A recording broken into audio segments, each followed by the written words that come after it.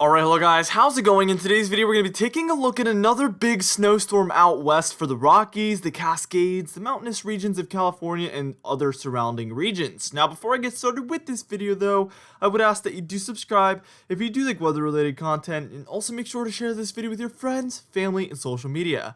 And I'd also highly recommend that you check out our very exciting Patreon page in the description and the pinned comment down below. Anyways, for today's comment of the day, I want to know, what is the coldest temperature you felt so far this fall season? Let me know in the comments down below, and I'll be picking one of those for tomorrow's video. Now let's get into this video, and first things first, we're taking a look at our simulated radar. We already have some snow showers going on by this afternoon, maybe even this early, later this morning, like 11 a.m. or so, for portions of the Cascades, portions of the Rockies, but this is just in the form of snow showers, nothing major yet. As we move on a couple of hours, we see some heavier snowfall out there for Washington potentially, some rain for surrounding regions as well. So yeah, we are dealing with some snow already right off the bat with this one. And this is kind of our first low pressure center. So we're going to see this one rise up into Canada eventually, and we're going to see a secondary one enter the Pacific Northwest as well. And that's where we're actually going to get a bulk of our snowfall. We are expecting a ton of snowfall for an extended amount of time. We will be walking through this entire storm in just a moment. So what we're going to do is we're going to move on, and we're going to move on towards approximately 6 p.m. or so tonight, and we're going to see the snow get a lot heavier in just a moment. All right, now here we are taking a look at, again, about 8 p.m. on Monday, which is today, and basically we're seeing that snowfall get very heavy, and it's more towards the northern portions of our states here that we're taking a look at. So portions of Idaho, Montana seeing some heavier snowfall, but especially Washington there in the Cascade Mountains, very heavy snowfall actually. Probably going to see quite a bit of accumulations this evening and through tonight potentially. But as you can see, by the time we're reaching maybe about 6 a.m. tomorrow on Tuesday, November 17th, all of that precipitation kind of moves up north into Canada, where they will also see very heavy snowfall. But take a look offshore of Washington and Oregon. We have another low pressure center kind of wrapping around. That's our main snowstorm there. I just decided to include all of it, but this is our main snowstorm about to head on shore around Tuesday afternoon. As we're taking a look at Tuesday afternoon, this is maybe 1 p.m. or so, maybe a bit earlier, or yeah, maybe 1 p.m., 2 p.m. time frame. We're starting to see some snow mix in for more of the mountainous regions there along the west coast, so Washington, Oregon, Northern California as well, and still our low pressure center is pretty well offshore still, so we have a lot of time to go until we see this one really begin to ramp up. We're actually going to see that happen as we head more towards late Tuesday night into Wednesday. So what we're going to do is we're actually going to move on, and we're going to move on and take a look at, I would say, probably about 12 a.m. heading into Wednesday, November 18th, where that snowfall is going to get a lot heavier.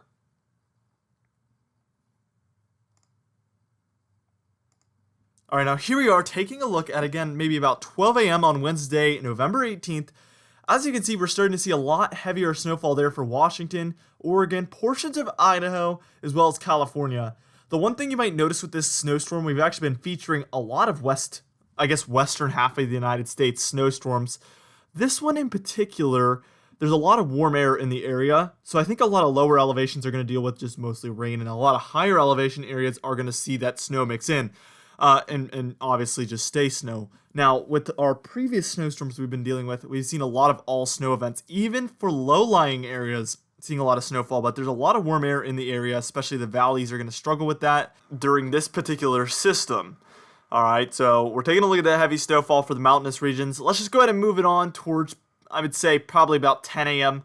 on Wednesday, November 18th, and as you can see, still California-Nevada border there.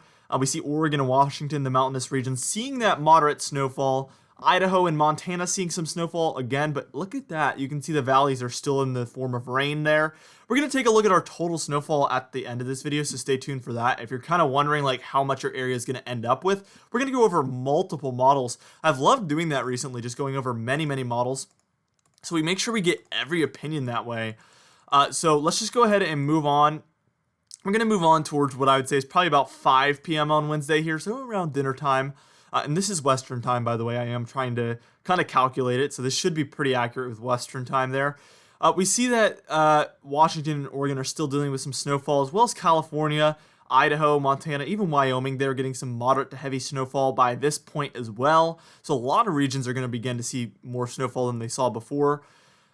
What we're going to do is we're going to move on, and we're going to move on towards Thursday, kind of late morning time frame, and we're going to begin to see that snowfall actually kind of transition more towards the southern Rockies, and then we're going to start getting into total snowfall towards the end of this video.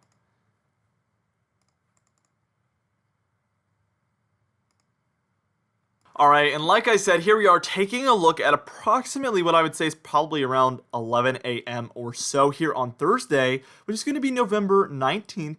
As you can see, we still have that moderate to heavy snowfall going on for the Cascades in Washington. If you're in the mountains, it's going to be a snowy week. Let me just say that. And if you're in the low-lying areas, it's going to be a very rainy week, especially obviously with the West Coast east of the Cascades. They don't get as much precipitation. A lot of people that don't live there don't know that. Now we can see that the Rockies are dealing with some snow showers, although most of their snow has come to an end. Let's just move it towards about Friday, probably like 2 a.m. here on November 20th.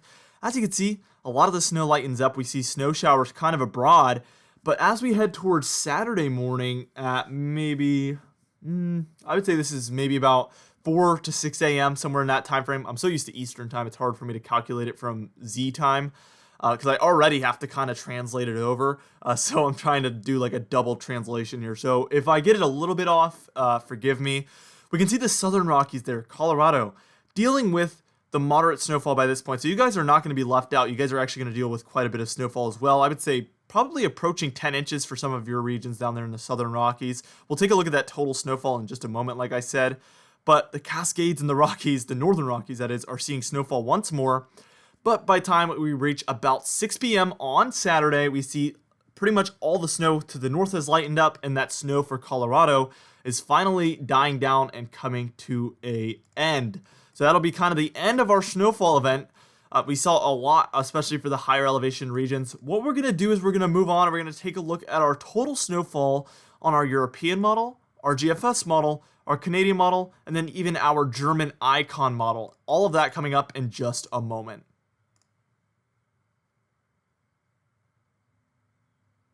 All right, now first things first, our European model, okay, and this is going to be all the way through Sunday, November 22nd, so all the way through the entire snowstorm and snowstorms, that is. I'm kind of combining them all into one, but it is multiple low pressure systems. It's just easier to treat it as one event, obviously, especially for the average viewer.